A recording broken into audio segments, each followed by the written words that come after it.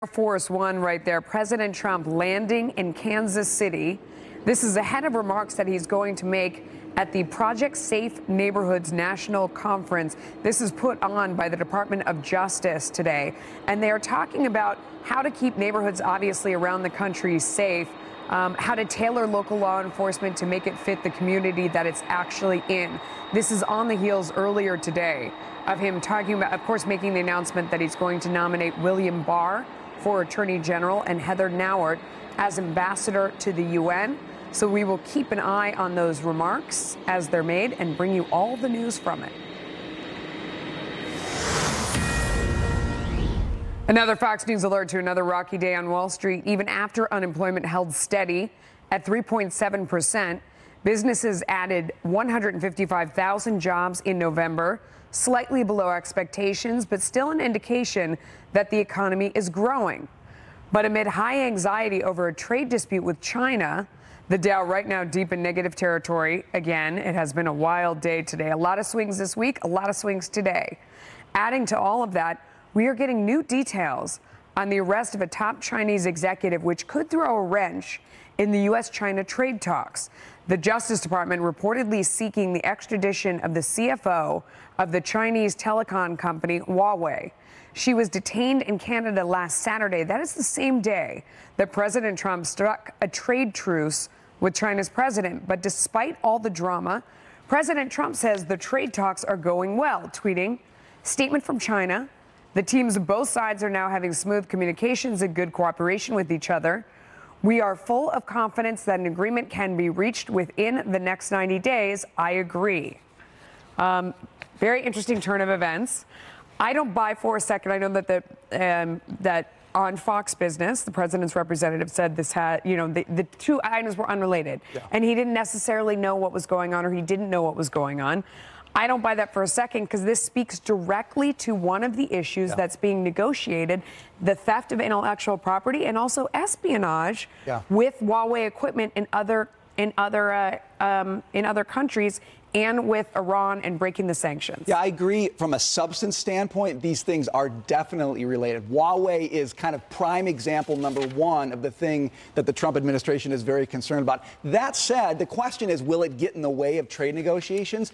I don't think so, because I think China badly wants a deal, and I don't think they're going to make this an issue that gets in the way of a trade deal. If President Trump says we want to get something done, here's what we need. So yes, they're related. No, I don't think it has to be a big stumbling block, but I don't know if Wall Street believes me, because we've seen the ups and downs, and I think investors are still concerned about this issue when it comes to the trade war. Yeah.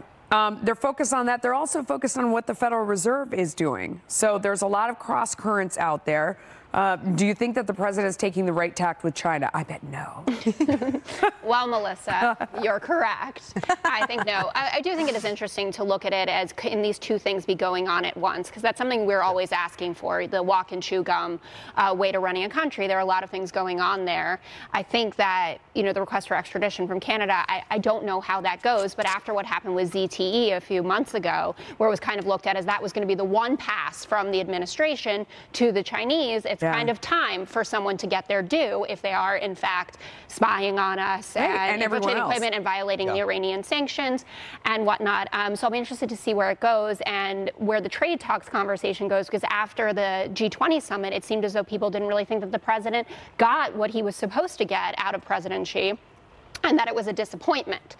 So I think he needs to focus on that and let the folks who are dealing with Huawei deal with that on their own. See, I think that this is part of putting pressure on them. He's saying, look, we are not going to stand for this any longer. And as far as China, I mean, you look November 1st, they've already given in. They've already lowered tariffs on 1,500 products as we've raised them. I mean, he's already getting results. Well, I think the big question for President Trump is what happens between now and 2020, and what political pressure does he end up feeling. I filled in for my friend Buck Sexton.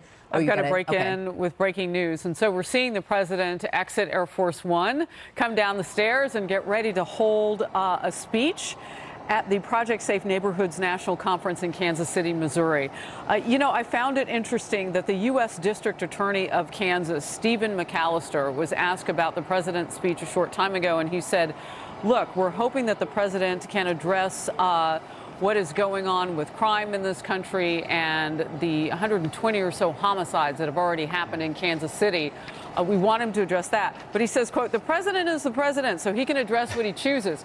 So we've been talking about some of the things that have happened this morning with this president, the nominations for Attorney General and the UN Ambassador, William Barr and Heather Nauert, respectively. The president getting through this line of dignitaries who were meeting him on the tarmac pretty quickly for him. You know, sometimes he can linger, and in fact, often you will hear us anchoring and then stop talking so we can hear the president.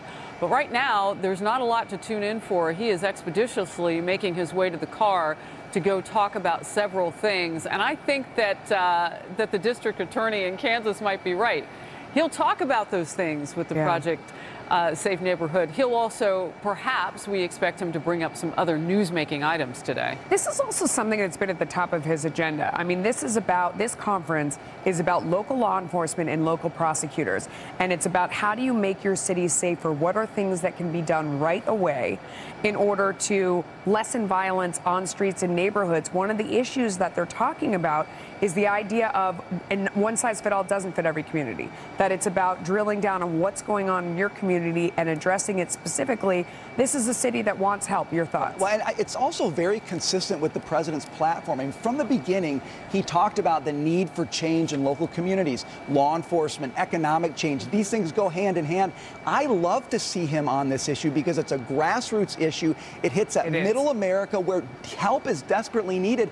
And the kinds of conversations that are happening here are intensely productive. So he's right to focus on this. And I hope he stays on it. Even with the big national news, he's right to talk about it here. Well, there's a potential that he might, because remember, he's rolling out his nomination for the highest attorney in the land. No coincidence. Yeah, William Barr. I also want to point out the fact that Matthew Whitaker was on stage at this very conference because it's been going on since Wednesday, as was Deputy A.G. Rosenstein. And I've got some notes, and I'm not going to get all into it with you, but I just found it interesting that the man who was criticized so heavily by Democrats as not being the right pick was on a stage just days before the president would also talk about those issues, which were a part of his promises made, promises kept mantra. We're losing control of the live picture as the president gets into the motorcade, as you can see. It will be held at the Westin Crown Center in Kansas City, Missouri. There we go. We got the live picture back. And as that motorcade exits and makes its way to the venue, keep watching. Outnumbered over time in the next hour or so. We expect the president to take the stage, and we'll have his remarks and bring you all the news. Is he coming back out here? He was supposed to get in? And now he's not. So this is so classic. How many times have we sat on this couch and watched this? He can't resist. We have watched this so many times, Harris. So what was interesting, too, is that's probably why the camera lost control. Right. Where is he going? Had to follow him getting out of the car. He's like, no, I see people I want to This go is talk the to. point where I'm going to ask our producers in the booth to listen out and tell me if we can listen. All right. So, as often happens, and you see the Make America Great Again hats in Kansas City, Missouri, and also I know from living there, the line that separates the two is a thin line along Mission and right in the Country Club Plaza area. And so you'll see MAGA hats from both sides, from Missouri and Kansas, and they'll come out. But the president, you know, this is the first time we've seen him emerge before a boisterous crowd, because this nation has been in mourning the last few days. And so we see the president now doing something different. He was the consoler in chief.